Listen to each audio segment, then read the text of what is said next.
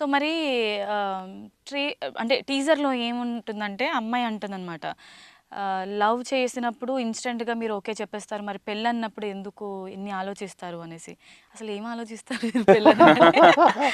Responsibilities అడ్డొస్తున్నాయా మీకు?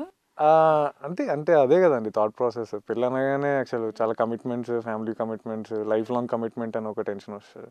I think ఇప్పుడు ఈ మధ్య actually people are all very confused by its. అంటే ఇప్పుడు ఒకప్పుడు పెళ్ళి చాలా అంటే పెళ్ళి అంటే అప్పుడు ఫ్యామిలీస్ ఎక్కువ మాట్లాడుకున్నారు. ఇప్పుడు పెళ్ళి అంటే వాళ్ళిద్దరే ఎక్కువ మాట్లాడుకోవాలి కదా. So I think that commitment issues గురించి one of the story Sandeep story. Sandeep మా ఇంకొక హీరో సందీప్ స్టోరీ అనమాట.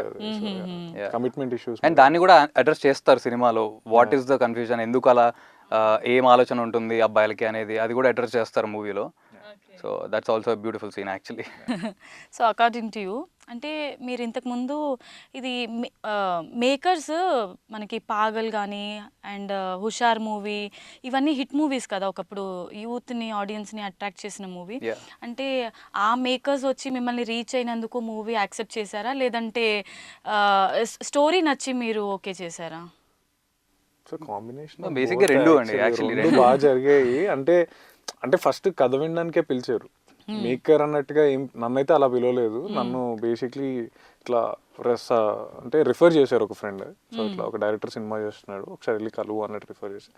That's why I went. కథ విన్నాక అప్పుడు నాకు ప్రొడక్షన్ ఏంటో తెలిసింది, కానీ కథ విన్నా కథ బాగా నచ్చింది అనమాట నాకు. ఓకే, మీరు ఎందుకు అలా ఒంటరిగా వచ్చారు హీరోయిన్స్ని తీసుకురాకుండా? మా హీరోయిన్స్ అందరు చాలా బిజీగా ఉన్నారండి. ఎస్పెషలీ నాతో యాక్ట్ చేసిన అమ్మాయి అయితే యూఎస్ లో ఉంది. సో తను అక్కడ యూఎస్ లో షూట్ చేస్తుంది. సోయల్తో సంబడి. నాతో పాటు చేసిన అమ్మాయి ఏమో వేరే ఇంకో సినిమా దాని ప్రమోషన్స్ లో ఉంది. ఒక ఛాన్స్ మాకు కూడా ఇవ్వచ్చు కదా, మీతో యాక్ట్ చేసిన తర్వాత మాకు కూడా ప్రాజెక్ట్స్ వస్తాయేమో. వాళ్ళకి కూడా మేము ఇవ్వలేదండి, మమ్మల్ని వాళ్ళు తీసుకున్నారు. ఓకే, ఎనీవేస్ సో హీరోయిన్స్ గురించి మాట్లాడుకుంటే హీరోయిన్స్ అంటే ఎలా హైర్ చేసుకున్నారు, ఎక్కడ వాళ్ళు హీరోయిన్స్? నాతో చేసింది నువేక్ష. ఏంటండి ఎన్ని రోజులు అవుతుంది షూట్ చేసి అన్ని మర్చిపోతున్నారు? సో సారీ, నువేక్ష అని అమ్మాయి షూట్ చేసిందండి. షీ డెడ్ ఇంతకుముందు కిరణ్ బోరంతో ఏదో సినిమా చేసింది, సెబాస్టియన్ సినిమా చేసింది. దాంట్లో she played a role. And హిందీలో రాజ్ కుమార్ రావుతో హిట్ కేస్ 1లో ఉన్నట్టుంది. సో తను she did a splendid job అండి. తను she's from Bombay. She's a doctor also actually. She's doing a medicine and all that. And తనని అదే అండి ఆడిషన్స్ చూసి మా డైరెక్టర్ థాట్ తను బాగుంటుంది నా పక్కన ఉండే అమ్మాయి రోల్కి. సో ఆమె రోల్ ఇస్ మోస్ట్లీ ఏంటంటే she's a rich spoiled kid. ఆమె డెసిషన్స్ చాలా ఫాస్ట్గా ఉంటాయి. లవ్ ఎంత ఫాస్ట్గా తీసుకుంటుందో బ్రేకప్ కూడా అంతే ఫాస్ట్గా చెప్పే క్యారెక్టర్ అనమాట. ఇన్స్టెంట్ డెసిషన్స్ తీసుకునే క్యారెక్టర్ తను. The speed of taking decisions అనమాట. సో అలాంటి ఒక క్యారెక్టర్, అలా ఒక అమ్మాయి కావాలి అనుకున్నప్పుడు that's how we found Nuveksha. బాగా సెట్ అవుద్ది అనిపించింది. ఎలా అనిపించింది కోఆర్డినేషన్ అంతా? కంఫర్టబుల్గా అనిపించిందా సెట్స్లో మీకు?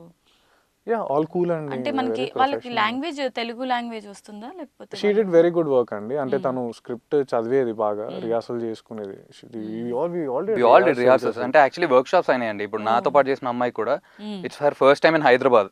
తను ఫస్ట్ మూవీ అప్పుడు, అంటే తనది ఇప్పుడు వేరే సినిమా రిలీజ్ అయింది, బట్ మా సినిమాకే ఫస్ట్ టైం తను వచ్చింది సినిమా కోసం అనేది. సో తన పేరు ఖుష్బు అనమాట. She also did brilliant job even for her first movie. And తనకి అస్సలు లాంగ్వేజ్ రాకపోయినా she stayed here like for 45 days before shoot.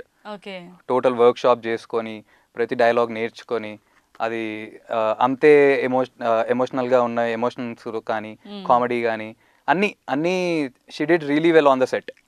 So it was very comfortable.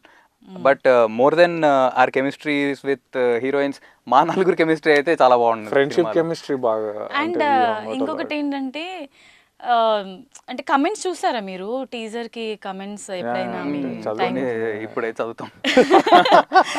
So నేను కొన్ని కమెంట్స్ చదివాను అనమాట. అందులో ఏంటి బ్రో రియాలిటీకి దగ్గరగా తీశారు మూవీ అసలు అనే అలాంటి కమెంట్స్ వస్తున్నాయి. అన్ని positive comments, there is no negative comments. So మీరు ఎలా తీసుకున్నారు కమెంట్స్ చూసినప్పుడు? అంటే ఇప్పుడు ఉన్న జనరేషన్లో యూత్ అందరు ఫాలో అయ్యేది అది మీరు చేసిన మూవీలో. అసలు అంత రియాలిటీకి దగ్గరగా ఎలా తీశారు మూవీ? నాకు I think that is to be dedicated to director only.